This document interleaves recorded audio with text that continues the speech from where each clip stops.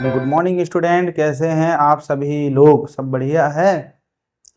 चलिए, सभी लोग लाइव आ चुके हैं तो इसमें चलिए, सब बढ़िया, सब मज़े में है कि नहीं? आपकी पढ़ाई लिखाई सब बढ़िया चल रही है? रिवीजन आप कर रहे हैं कि नहीं कर रहे हैं? रिवीजन करना बहुत ज़रूरी है ना? सभी को रिवीजन करना है, क्वेश्चन सॉल्व करने हैं। नंबर ऑफ़ क्वेश्चन आप लगाइए, ठीक है ना?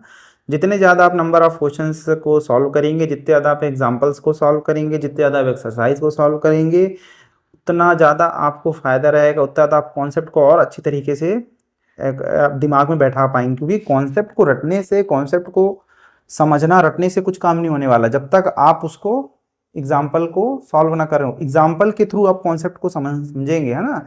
मैंने यहाँ पे कॉन्सेप्ट बता दिया कि नॉन टर्मिनेटिंग, टर्मिनेटिंग, ये सब चीज़ें भूल जाएंगे। लेकिन जब आप क्वेश्चन को, नंबर ऑफ क्वेश्चन को सॉल्व करेंगे, ठीक है ना, तो आपके कॉन्सेप्ट और अच्छी तरीके से होंगे, ठीक है ना? कितने क्वेश्चन कल जो मैंने आपको होमवर्क दिया था आपने किया था? ठीक है, क्या क्या आया? अच्छा, रिपीटिंग भी आया और टर्मिनेटिंग भी आया, ठीक है। तो इससे आपने क्या निष्कर्ष निकाला, क्या कंक्लूजन निकाला कि जितने भी रैशनल नंबर होते हैं जिन्हें अपन पी बाई क्यू के फॉर्म में लिखते हैं, उनके डेसिमल एक्सपांसन या तो रिपीटिंग होंगे, ठीक है, या तो टर्मिनेटिंग होंगे, ठीक है ना? रिपीट हो रहे हैं मतलब कि वो नॉन टर्मिनेटिंग तो होंगे ही, है ना? रिपीट हो रहे हैं मतलब वो नॉन टर्मिनेटिंग तो होंगे, 100% है ना? और यदि वो टर्मिनेट हो रहे हैं तो रिपीट नहीं होंगे, ये तो फिक्स है, ठीक है ना? क्या कोई ऐसा डेसिमल एक्सपांसन था जो रिपीट होने के बाद टर्मिनेट हो गया हो? ऐसा कोई भी नहीं मिला होगा आपको। ऐसा कोई डेसिमल एक्सपांसन, ऐसे कोई भी रैशनल नंबर का आपको डेसिमल एक्सपांसन मिला जो टर्मिनेट हो गया हो 0.33 या 0.55 या किसी ग्रुप में? ऐसा कुछ भी नहीं मिला, है ना? तो यहाँ से ये एक चार्ट आप बना लीजिए, है ना, रैशनल नंबर का। ये चार्ट आप बना लीजिए। इस चार्ट के थ्रू आप इसको कॉपी में नोट कर लीजिए, ताकि आप कहीं भी अगर फंसें तो इस चार्ट को आप देख लीजिए। क्योंकि कॉन्सेप्ट भूल जाते हैं, इसलिए कॉन्सेप्ट को अपनी कॉपी में आप बढ़िया हैंड राइटिंग से उतार सकते हैं, ठीक है ना? तो चलिए, कल की क्लास में अपन ने पढ़ा था रैशनल नंबर के बारे में। रैशनल नंबर में का जो डेसिमल एक्सपांसन होता है वो क्या होना चाहिए? नॉन टर्मिनेटिंग होना चाहिए एंड रिपीटिंग एंड रिकरिंग होना चाहिए, ठीक है ना? दूसरा क्या होना चाहिए? वो टर्मिनेट भी हो और नॉन रिपीटिंग भी हो, ठीक है ना? टर्मिनेट भी होना चाहिए और क्या होना चाहिए? रिपीट भी नहीं करना चाहिए, ठीक है ना?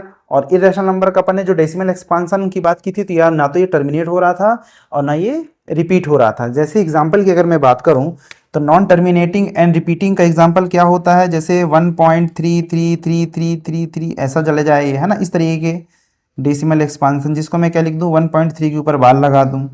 यदि 0.28522852, ठीक है ना, इस तरीके के अगर डेसिमल एक्सपांसन है तो भी ये आ जाएगा किसमें? नॉन टर्मिनेटिंग एंड रिपीटिंग में, ठीक है ना? तो इसको मैं क्या लिख सकता हूँ? 2852 बार बार रिपीट हो रहा है। जो जो ग्रुप बार बार रिपीट हो रहा है, चाहे वो नंबर हो चाहे ग्रुप हो, उसके ऊपर अपन ऐसे बार लगा देते हैं, ठीक है ना? एक एग्जाम्पल आप और देखिए कि इस तरीके अगर आपको एग्जाम्पल आ जाए 1.3535353, ठीक है ना, ये ऐसे डैश डैश डैश, तो इसे मैं क्या लिख सकता हूँ? 1.353 के ऊपर बार। ये भी क्या कहला जाएगा? रैशनल नंबर की कैटेगरी में आ जाएगा, ठीक है ना? इस तरीके की अगर आपको कोई भी सिचुएशन मिलती है तो आप जो है, नॉन टर्मिनेटिंग है और ये रिपीटिंग भी है। फिर टर्मिनेटिंग का एग्जांपल मैं बताऊं तो टर्मिनेटिंग में सिंपल है, 0.285 के बाद कुछ नहीं आएगा, है ना, फुल स्टॉप। ऐसे डॉट डॉट करके नहीं लगाना है। अगर वो टर्मिनेट हो रहा है तो फुल स्टॉप, ठीक है ना? 1.5 फुल स्टॉप, 3.287 फुल स्टॉप। इसके बाद कोई भी नंबर, ये 3 डिजिट भी हो सकते हैं, दो डिजिट भी हो सकते हैं, जितने चाहे उतने डिजिट हो सकते हैं। लेकिन अगर वो 4-5 डिजिट पर टर्मिनेट होता जा रहा है, रिपीट नहीं हो रहा है, रिपीट होना चालू हो गया, इसका मतलब वो टर्मिनेट नहीं होगा। तो ये किसी कैटेगरी में आ गया? रैशनल नंबर की कैटेगरी में आ गया। इरेशनल नंबर की कैटेगरी में अपन ने देखा था, क्या देखा था? एग्जाम्पल 3.1428732A19278 ऐसे चलता जा रहा था ना। इस तरीके नंबर आपको दिखे, या 1.298372, कुछ भी आप ले लो, है ना, कुछ भी आप नंबर लिखते जाओ जो आपकी मर्जी है। तो यहाँ पे आप, मैंने क्या बताया था कि ना तो ये टर्मिनेट हो रहे हैं ना तो ये रिपीट हो रहे हैं। इस तरीके का अगर आपको डेसिमल एक्सपांशन दिखे तो सीधे सीधे किस कैटेगरी में आता है? Non terminating and non repeating decimal expansion. और ये इसी को अपन क्या बोलते हैं? इरेशनल नंबर, है ना? तो ये चार्ट आप एक बार और नोट कर लीजिए, है ना? फिर अपन जो है इस पे बेस्ड कुछ क्वेश्चन करेंगे। चलिए, एक एग्जांपल और मैं आपको बता देता हूँ। यदि नेगेटिव रैशनल नंबर हो, -17/8 हो, ठीक है ना, तो इसका भी डेसिमल एक्सपांशन अगर अपन करें ठीक है ना। तो जो भी यहाँ पे आएगा वो नेगेटिव में डेसिमल एक्सपांसन आएगा ना। इसका ये मतलब नहीं कि माइनस में है तो ये रैशनल, और भाई रैशनल नंबर तो ये भी है, और इसका अगर डेसिमल एक्सपांसन की बात करूं तो ये जाएगा माइनस में 2.125। जब आप इसका डेसिमल एक्सपांसन करेंगे तो माइनस में आएगा, तो माइनस भी क्या कहलाएगा, रैशनल नंबर कहलाएगा। टर्मिनेटिंग है ये, ठीक है ना, और नॉन रिपीटिंग नंबर है ना। टर्मिनेट भी हो गया और रिपीट भी नहीं हो रहा। इसका कोई नंबर क्या रिपीट कर रहा है, नहीं कर रहा था ना। तो अगर माइनस में भी आए कोई भी चीज़ तो आपको घबराना नहीं है, ठीक है ना। ये चीज़ आपको समझ में आ गई होगी। चलिए अब अपन आगे बढ़ते हैं एक बढ़िया कॉन्सेप्ट के लिए, find irrational number between two real numbers. मैं ऐसा रियल नंबर क्यों बोल रहा हूँ कि वो रैशनल भी हो सकते हैं और इरेशनल भी हो सकते हैं, ठीक है ना। तो किन्हीं दो रियल नंबर के बीच में अगर अपने को रैशनल और इरेशनल फाइंड करना है, रैशनल नंबर कैसे फाइंड करते थे मैं बता चुका हूँ रैशनल नंबर वाली क्लास में, कि दो रैशनल नंबर के बीच में कितने आप रैशनल नंबर फाइंड कर सकते हैं, 1 2 3, जितने भी आपको फाइंड करना, आप कैसे करना है वो मैं बता चुका हूँ। यहाँ अपन सिर्फ और सिर्फ इरेशनल नंबर की बात करेंगे कि किन्हीं दो रियल नंबर्स के बीच में इरेशनल नंबर को कैसे फाइंड किया जाता है, ठीक है ना। रैशनल की बात अपन मैं कर चुका हूँ, ठीक है ना, पिछली क्लास में, और अपन इस क्लास में इरेशनल नंबर की बात करेंगे, ठीक है ना। तो चलिए शुरू करते हैं। तो जैसे लिखा है 0.12 0.13, सबसे पहले देखिए कि 0.12 क्या है, 0.13 क्या है। ये क्या है, टर्मिनेटिंग है और नॉन रिपीटिंग है, मतलब ये क्या है, दोनों क्या है, रैशनल नंबर है। इसलिए मैं यहाँ पे रियल नंबर्स की बात कर रहा था, ठीक है ना। ये क्या है, दोनों रैशनल नंबर है। तो किन्हीं दो रैशनल नंबर के बीच अपने को क्या फाइंड करना है, इररेशनल नंबर। अच्छा, इररेशनल नंबर की डेफिनेशन मैंने क्या बताई थी कि इनके जो भी डेसिमल एक्सपांसन होंगे ये ना तो रिपीट करेंगे और ना ही क्या होंगे, टर्मिनेट होंगे, ठीक है ना। तो चलिए अपन शुरू करते हैं। तो 0.12 है, 0.13 है, ठीक है ना। इनके बीच का नंबर अपने को चाहिए। तो कैसे कैसे अपन लिखेंगे, देखिए 0 पॉइंट पहले 1, ठीक है ना, 2। अब ये देखिए अगला नंबर कौन सा होगा। देखिए यहाँ पे अगर मैं 0 लगा दूँ तो किसी को कोई दिक्कत, ठीक है ना, 1 2 है। फिर देखिए इसका पहला डिजिट 1 है, इसका पहला डिजिट 1 है, ठीक है ना। इसका दूसरा डिजिट 2 है, इसका दूसरा डिजिट क्या है, 3 है। इसका जो 1000 डिजिट है ये 0 है और इसका भी 0 है। तो यदि मैं यहाँ पे 1 लिख देता हूँ तो ये जो नंबर है इनके इनके बीच में आ जाएगा कि नहीं आ जाएगा, क्योंकि देखिए 1 2 2, इसका जो दूसरा डिजिट है वो 2 है, इसका 3 है, तो मतलब अपन ने यहाँ पे 2 लिखा, मतलब ये इससे तो बड़ा है लेकिन इससे छोटा है। अपन किन्हीं दो नंबर को कैसे बड़ा छोटा करते थे, आपने सिक्स क्लास में सीखा था ना, कि भाई यदि 537 आपने बढ़ा है कि 53 मान लीजिए 9 बड़ा है, तो अपन क्या देखते थे कि एक एक प्लेस देखते थे। 5 का प्लेस ठीक है, ये नंबर बराबर है, ये नंबर बराबर है। फिर जब लास्ट वाले नंबर अपन देखते थे ना कि ये देखिए यहाँ पे 7 लिखा है, यहाँ पे सर 9 लिखा है, तो कौन सा नंबर बड़ा हो गया, ये नंबर बड़ा हो गया, है ना। तो बड़े नंबर छोटे नंबर को अपन कैसे देखते थे वो आपने छठी कक्षा में सीखा है। तो उसी कॉन्सेप्ट का अपने को यूज़ करना है। फिर चूंकि इरेशनल नंबर बोला तो यहाँ आप कुछ भी नंबर लिख दो, 3 9 2 3, कुछ भी आप लिखते जाओ, ऐसे ऐसे करके लगा दो, ठीक है ना। तो ये नंबर इनके क्या है, इससे बड़ा हो गया और इससे क्या हो गया, छोटा हो गया, ठीक है ना। फिर इसी प्रकार 1/7 और 2/7 के बीच की बात करना है। तो यदि बोले कि भाई 1/7 और 2/7 के बीच का अपने को क्या निकालना है, इरेशनल नंबर निकालना है। रैशनल नंबर अगर निकालना होता तो बहुत ही सिंपल था, या तो इन दोनों का आप प्लस करके दो का इसमें क्या कर देते, डिवाइड कर देते। पहला तरीका तो ये था रैशनल नंबर फाइंड करने का, या तो फिर इसमें इक्वलेंट रैशनल नंबर का आप सिस्टम लगाते, यहाँ पे दोनों मतलब डिनोमिनेटर और न्यूमरेटर में किन्हीं भी दो ऐसे नंबर का मल्टीप्लाई करते, है ना, जो कि इसके इक्वलेंट हो जाए, है ना। और फिर इन दोनों के बीच में आप रैशनल नंबर बहुत इजीली फाइंड कर सकते थे। लेकिन अपन चूंकि बात कर रहे हैं इरेशनल नंबर की, तो कैसे फाइंड करेंगे, सबसे पहले इनका डेसिमल एक्सपांसन आपको निकालना पड़ेगा। तो 1/7 का डेसिमल एक्सपांसन मैं डायरेक्ट लिख देता हूँ, क्योंकि अभी क्या है इतना टाइम है नहीं मेरे पास में, है ना। तो इसका डेसिमल एक्सपांसन मार्कर बदलना पड़ेगा। इसका डेसिमल एक्सपांसन कितना है, 0 पॉइंट में 142,857, ठीक है ना। और 2/7 का जो डेसिमल एक्सपांसन है वो क्या हो जाएगा, 2 इंटू 0.142857, क्योंकि मैं 2/7 को क्या लिख सकता हूँ, 2 इंटू 1/7 लिख सकता हूँ, और 1/7 का डेसिमल एक्सपांसन ये रहा, है ना। तो कुल मिला के अगर मैं 2 का इसमें मल्टीप्लाई करूँ तो मुझे कुछ नहीं करना है, 2 का हर एक डिजिट में मल्टीप्लाई करूंगा मैं, तो ये आ जाएगा 0.285714, हो जाएगा 0.2857114 के ऊपर बार। तो अपने को अब इन दो नंबरों के बीच में रैशनल नंबर निकालना है। किनके बीच में? 142857 और 0.285714। चलिए निकालते हैं। देखिए वंस प्लेस ये है ना, यहाँ 1 है या 2 है, यहाँ क्या है 2 है, तो बड़ा नंबर कौन सा हो गया? ये हो गया, ये छोटा नंबर हो गया। तो इनके बीच में अपने को चाहिए कोई नंबर, तो चलिए बनाते हैं। नंबर आपको बनाने पड़ेंगे। कैसे बनाएंगे आप, है ना? इसको मैं थोड़ा सा इरेज कर देता हूँ, है ना। इनके नंबर हो जाएंगे 0.1, ठीक है। यहाँ लिख दीजिए 4, ठीक है ना। यहाँ लिख दीजिए 4 3 9 2 6 7 8 2 7 0। ये नंबर आप कुछ भी अपनी मर्जी से लिखते जाइए, ठीक है ना।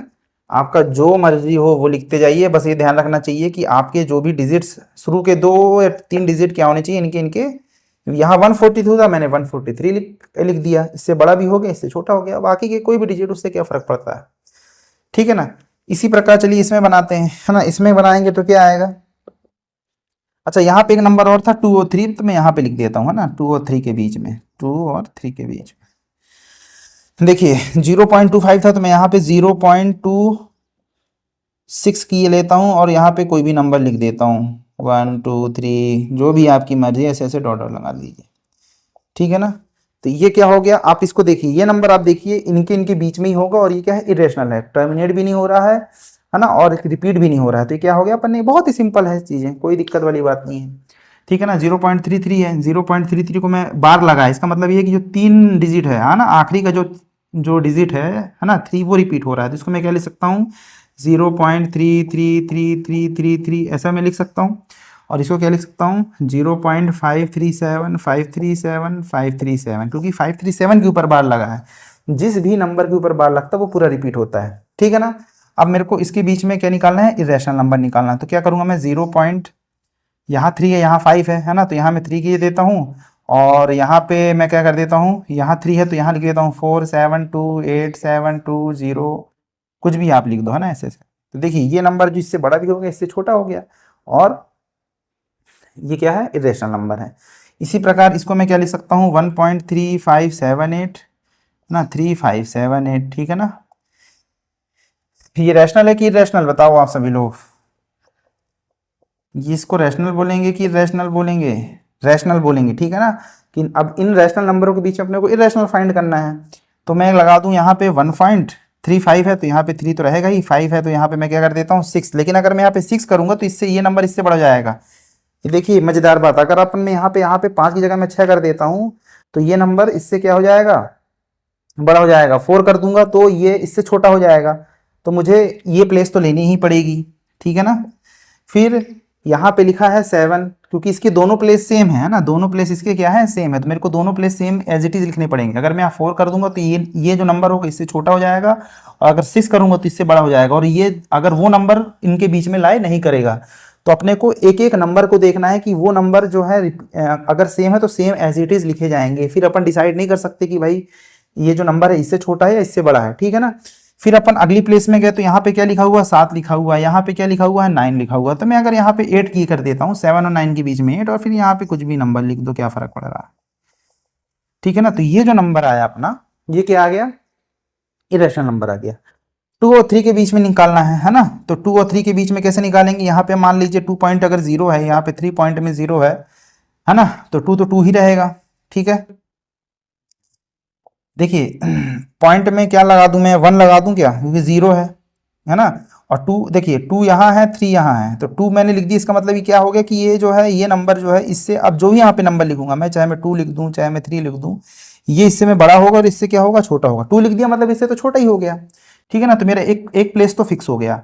फिर अगला मैं डिजिट क्या लिखूं? अगला डिजिट मेरे को वो लिखना होगा। अगला डिजिट मैं कुछ भी लिख दूं, उससे मेरे को कोई फर्क नहीं पड़ता, क्योंकि मैंने एक नंबर मैंने ऐसा लिख दिया जो इससे छोटा था, इससे बड़ा था। अपने को 2 डिजिट या 3 डिजिट तक आपको जाना है, ठीक है ना। बात खत्म। 3 डिजिट तक आपको देखना है कि भाई ये जो भी नंबर मैं लिखूं, इसकी जो प्लेस वैल्यू है, इसकी जो हर एक नंबर का जो प्लेस है वो इससे बड़ा होना चाहिए, इस नंबर से बड़ा होना चाहिए, जिससे क्या होना चाहिए? छोटा होना चाहिए, ठीक है ना। अब यहाँ पे आप कुछ भी लिख दो, 5 7 जो आपकी मर्जी है, और ऐसे लगा दो आप डॉट डॉट, ये हो गया रैशनल नंबर।